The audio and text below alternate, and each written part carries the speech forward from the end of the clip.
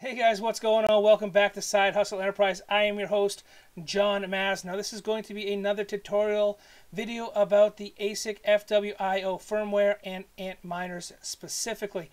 However, this method may work for other firmwares and other miners, so keep that in mind. Today we're going to be focusing on the Antminer L3 Plus, a batch 1 and a batch 2.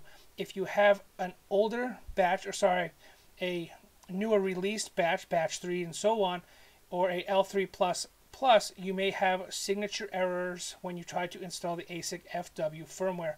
There are workarounds with this. Potentially the best one that I have found is to flash the firmware via the SD card that is located on the PSB board.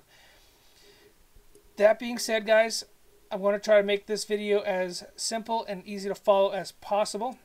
I will be speeding it up for your convenience. This is a long, tedious process, but at the end of it, you will be satisfied and happy with the performance increase that you're getting out of your miners. So let's go ahead and take a look at what we got going on.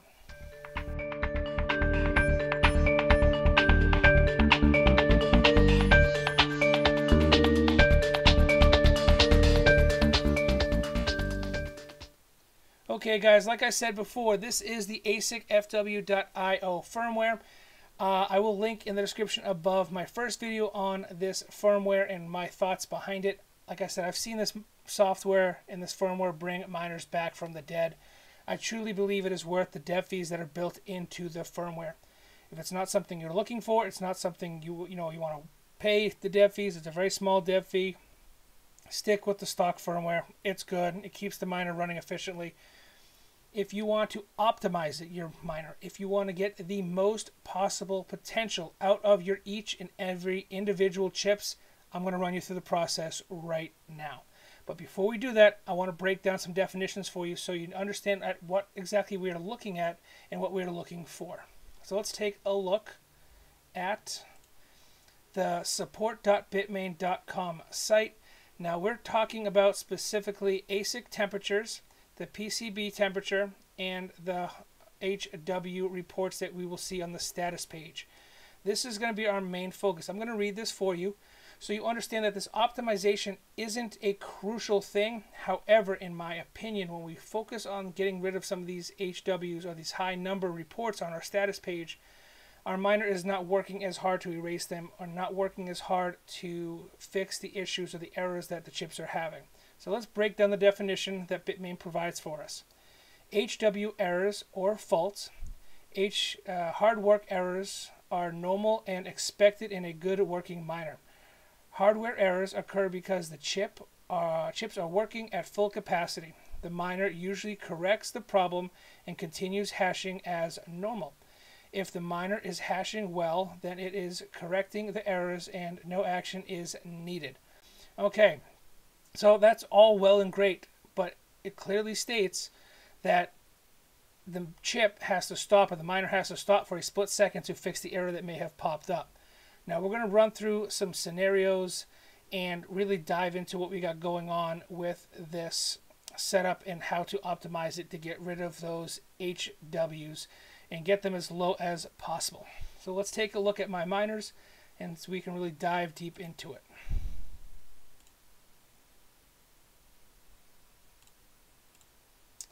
Okay, so this is one I've actually already gone through, and you'll notice that about 99% of my chips, I'd say 98% of my chips are in the green, which is what I would like to see. Now I'm going to take a look at my status page. The current hash rate of this miner, now this does refresh every 10 seconds, so bear with me, is between 697 and 691 as an average at 1315 watts. And we only have 6 total hard work errors. All chips are functioning. We have good temperatures. That's what we're focusing on, is the temperatures. When your chips aren't working as hard and they're not trying to correct the hardware errors, I think, and it's my opinion, that the temperatures remain at a lower consistent level. Each individual board has its own individual frequencies, so let's take a look into that and how we get those set up. So in the ASIC FW firmware, we have an amazing setting here called the Auto Tune configuration. Now this configuration may take between an hour, 30 minutes to 5 hours, depending on the model, the chips, and so on that is inside your Antminer L3 Plus.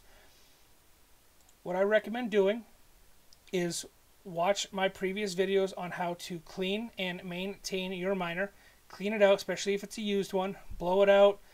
Do what you got to do. Scrub it down with alcohol. Make sure you get all that gunk out of it. We want these things to be at optimum performing power, right? So we're going to run through these settings and one by one. I'd recommend starting with the 580 and 616. Run through each one and work your way up.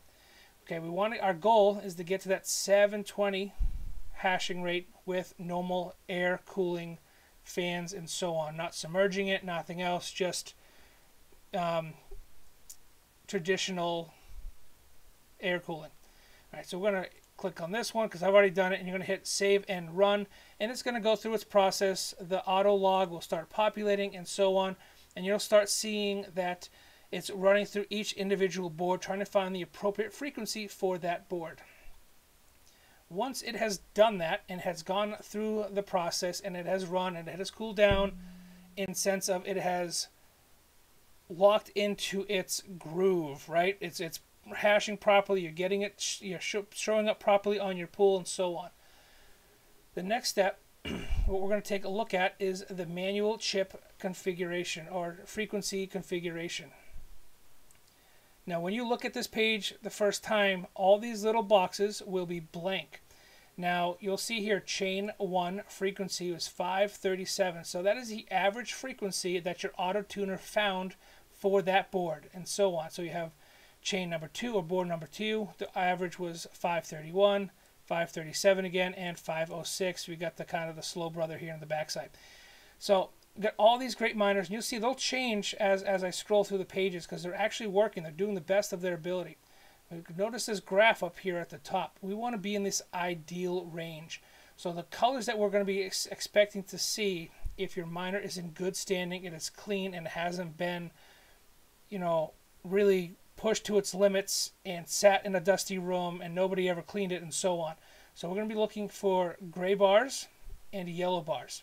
So those are going to be our focus. So this one's already pretty much gone through and set up. Let's take a look at my other miner that I have running in the next row. Okay, so we are running the ASIC FW. We're running the newer version of the software. And our miner status, we're hashing about 725 mega hash. So you'll notice the difference. This is a batch 2 compared to a batch 1, which I just showed you. Chips are a little bit different. And we're getting a little bit kind of a different feedback. We're using more wattage, but we're also seeing a lot more hardware errors. So we're going to dive into those and see if we can rectify some of them. So like I said, the best way to do this is to go over to your auto tune settings, hit the 720, and run it. Luckily for you guys, I'm going to pause the video. I'm going to go through that and take a look at what we got. Alright guys, so here is the auto-tune log. What you can see it doing is it's running through each individual chain or each individual board, starting at a low frequency and working its way up, trying to find the best potential frequency for each individual board. Now it's going to do this a number of times. You'll see it just cycled off. It will cycle back on and it will continue. Give it time to run its process and work its magic. Now this process can take longer for some miners than others, so patience is a virtue. After it has finished running its auto check and its auto tune, I suggest you give it maybe about 15 to 30 minutes to kind of settle down into its rhythm and really dial in some of those numbers.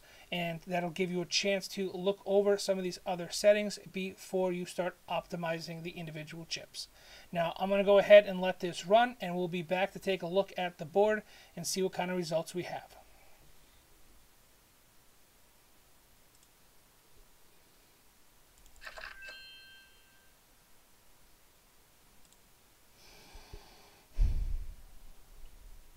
Told you, takes a long time. Let it do its thing.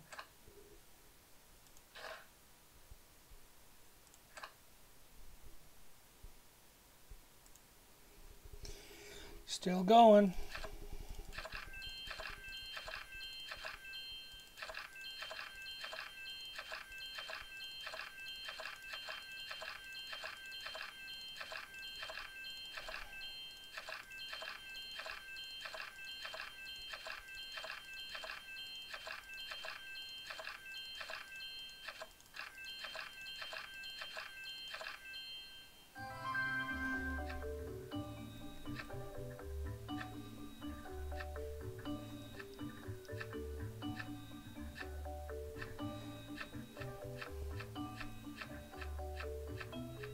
It's a long process. You may want to go take a break, watch a movie, and then come back.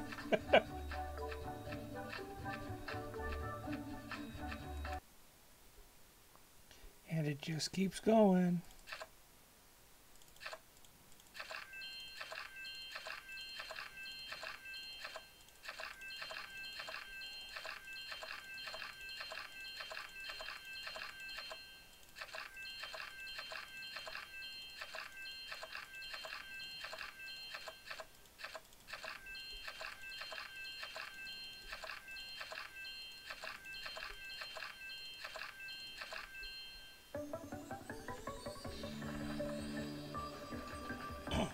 Oh, they're pretty butterflies this time. Fancy. Oh. Alright, so after a few games of solitaire and a brief moment to really set itself into its parameters that it found, let's take a look at what we got here on the status page. It looks like we're getting about 723.65 mega hash and an average about 721.48 mega hash. Our wattage is a total of 1365.22, and we're not doing too bad for temperature wise. Let's take a look at the chip configuration. This is where things start to get interesting. So again, back over to miner configuration, manual chip frequency configuration. Give it a second to pull up. Alright, so it doesn't look too bad, but I have a sneaky suspicion based upon this miner itself that as time goes on, these will start to turn more gray. So what we're going to do is for every green bar you see, for every green frequency you see, we're going to go up one from the frequency average of the board. So if we have 562, pull down the drop down menu, and we're going to plug in 569. Okay, so we're going to do that for all the green ones. For the lighter gray ones, we are going to step it down. So we are going to go from 562, which is the average, to 556. And we want to go ahead and repeat this for the entire board. You'll see some of them are a little bit darker. For the darker ones, we're going to go down actually 2 frequencies. So we have 56, 562, 556, 550 is where we're going to start. Now I'm going to go through and go ahead and go through all of these so you guys don't have to sit here and watch me manually click each one, but this is, like I said, a bit of a process, but it's worth it in the end. We're going to see better performance and better hashing rate and a more consistency within our miner. So I'm going to go ahead, I'm going to go through all the green ones, I'm going to go through all the gray ones, and we'll come back and I'll tell you about the next step. Okay, so I've gone through all the chips, but before I go and show you my hard work and effort, I want to give a quick shout out to Keeper HFPV, who is the one that kind of put this all together and has gone through and spent many hours fine-tuning his machines and shared his data with me so I can make this video for you. Now, we've been discussing back and forth kind of a strategy on how to perform or which frequency in which direction to move in when you spot them on your boards. So, real quick, gray equals frequency down 1, black equals frequency down 2, yellow means frequency up 1. So, those are going to be the typical ones that you see when you come across your chips. I mean, if it's red, obviously it's up 2, and so on. So, we're going to go back and take a look at my hard work and hit the save button. Alright, so I went through and I added each individual frequency to each individual chip, and now we're going to see what the hard work does and how it pays off. So let me move my head here so you guys can see what I'm doing. I want to make sure we hit save and run. Now, what's going to happen is your miner is going to restart. Don't worry, all these chips are going to turn red here in a second. as it resets, and it dials into these individual frequencies for each individual chip. Now, as we went through, so what I did, and this is my first time running through, this is going to take multiple times running through each chip and really dialing in each one. You may have one on a board that says 562 average, but that one chip is going to be down to 400, all right, or 490 something. So don't worry about it. It's just the nature of the beast and how it's manufactured. Oh, there it goes. It's red. Now we're starting to dial in the individual chips. So they'll start popping on here. So what I did, I want to try to get as much out of this miner as I possibly can. I know it's in a well-ventilated room. I know that it's got a good power supply, and it is got a good average temperature rating prior to me starting this. So what I did is I took the average frequency, and if it was green on the board, I went up a frequency. If it was gray, I went down a frequency. If it was black, I went down 2 frequencies, and so on. If it's yellow, I went up. So I went through that step by step, you know, kind of going through the process, and I want to get, like I said, get as much out of these chips as I possibly can. So let's give it a few minutes to kind of dial in here and settle back down, and we'll see what we have.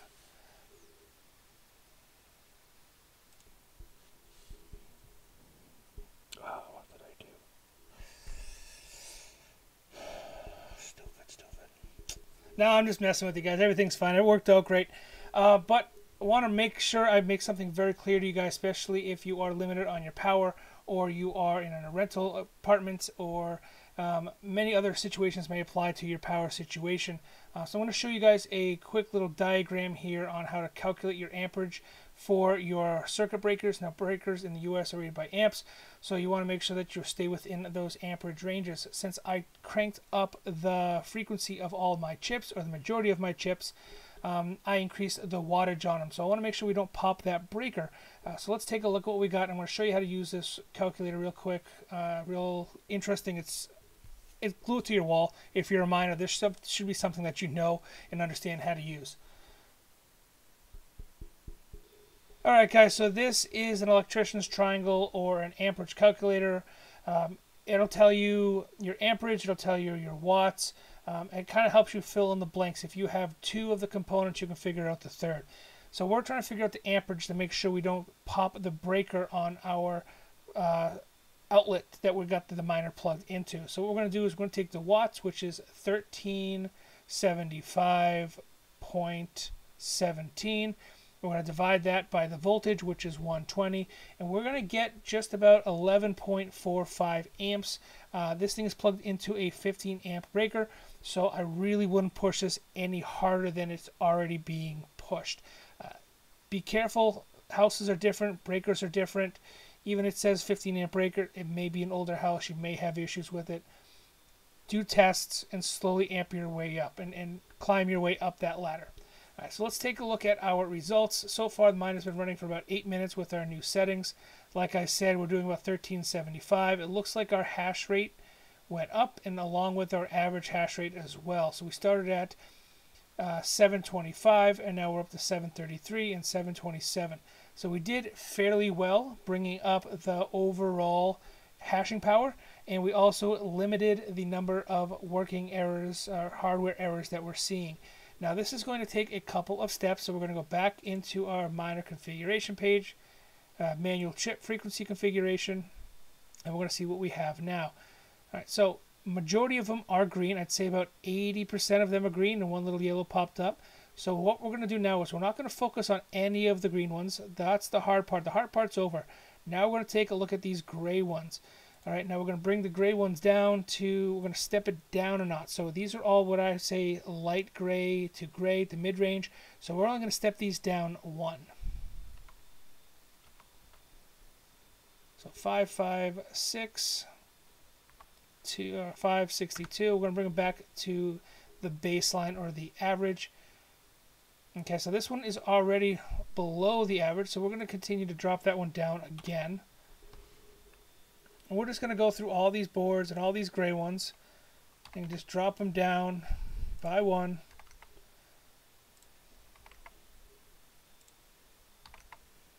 Alright, this takes Now we're moving along. Now you can see that that first step was really the difficult one. That one was the number cruncher, the one that took the most amount of time next to doing the auto tune.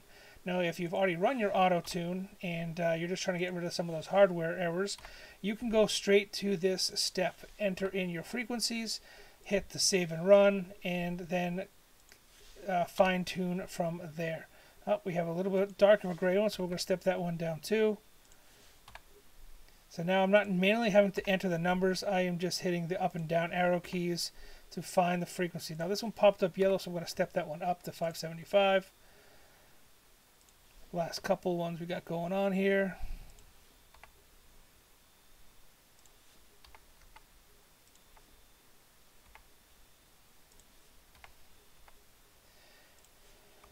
Now I'm clicking through them with my mouse. You guys could obviously hit the tab for each individual one and so on. Okay, so we went through every single one of them. We either went down or up. Now we're going to hit save and run one more time and see what this result is on the second pass through. And again, guys, just to recap, we are stepping it down from gray. We stepped it up from the original price, or the original frequency price. I wish it was a price, right? 560. And then now we are fine tuning it again. So we're stepping, if we have any on the second round, we're finding gray ones continuing to pop up.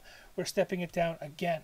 And we'll do this a couple more times until we get within that 95 to 98% range of them all being green.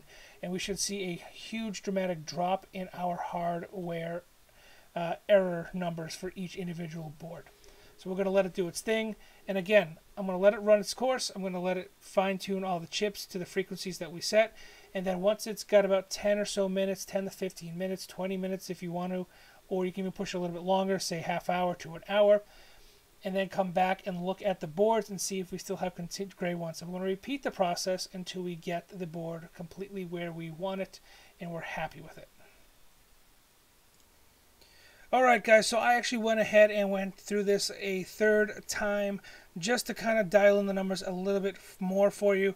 Now you can continue to do this over and over again 3, 4, 5 times and so on and try to really dial in these individual chips. But I would say we are right around, we've got one full green board here, 2 full green boards. I'd say we're in the 95 percentile. 4 chips being 100% dialed in and in the green ideal zone. So let's take a look at the status and see what kind of changes were actually made and see if we can see a visual difference here. Alright, so our hash rate here has gone up to 728 and it looks like it has stabled a bit. Our average is a little bit lower because we have been restarting this a few times, so that average will climb as the board kind of settles into a groove. But what's really interesting, let's take a look at those hardware errors. So look, we have the green board here that was 100% green is 0 hardware errors, and the second one is 0 hardware errors. The 2 boards that are remaining with grayed out bars have some hardware errors. So as we dial those in, we could even potentially get those down within that 1 to 0 or 5 to 0 hardware error range. We also had a bit of a pullback on our wattage, which is something that I like to see. We don't want to push that breaker too much, but looks like we're dialed in a little bit better than we were originally. I'm happy with this. I'm going to let this run for probably a couple hours, maybe overnight. Check back on it in the morning and make some more adjustments and really try to get these hardware errors down to 0. Again, guys, I have to give a shout out to Keep. He's been a great member of the Discord server. He's really spent some time dialing in his individual Litecoin or L3 Plus miners, along with I've tested this on the Antminer T9 Plus and the S9 Plus. It works real well. It's not something that is a critical measure that you have to dive into. However, it does help, I believe, in the overall longevity of the machine. Really helps, you know, visualize some of the effort and visualize some of the levels that are changed when just altering a small frequency on one individual chip and across the entire board. So real quick recap. We did the auto tune. That took a long time.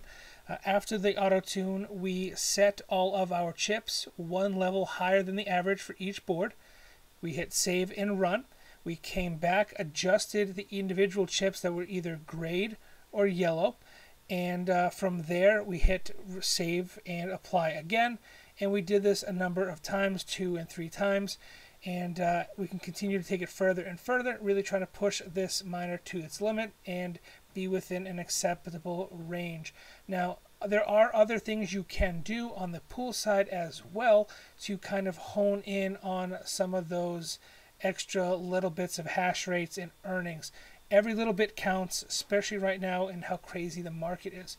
So before we go, I want to show you one quick little trick that I picked up, especially if you're using the prohashing.com affiliate link below. This really helps. So if you use my link below, you get a little bit of a kickback.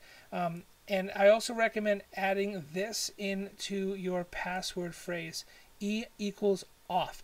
Now, if you are using the pro switching algorithm on pro hashing, it's going to change from coin to coin to coin. Now, after you have really dialed in your miner and you've got it within that 95 percentile of being all green and very low HW or hardware errors, I recommend setting E equals off as your password and hitting enter and saving and moving forward there. What this does is it extends out the amount of time that pro hashing will attempt to restart your miner and check the status. So you get a little bit of extra hash rate on your dashboard side of pro hashing. It's not sending the reset signal to or the change coin signal to your miner as often. It really helps bring up that average that you see on pro hashing. So check those out. Try these methods out. Let me know how they work out for you. If you have any problems, please comment down below or slide over to Discord. We are always there and willing to help. The community has grown so fast, and they are such a wonderful group of individuals that I can't stress it enough. It is an amazing Discord server that has grown so fast. And of course, guys, if you could hit that subscribe button, hit that like button, show the channel some love. And until the next video, take it easy and don't burn down the house. Take care of your miners, and I'll talk to you later. Have a good one.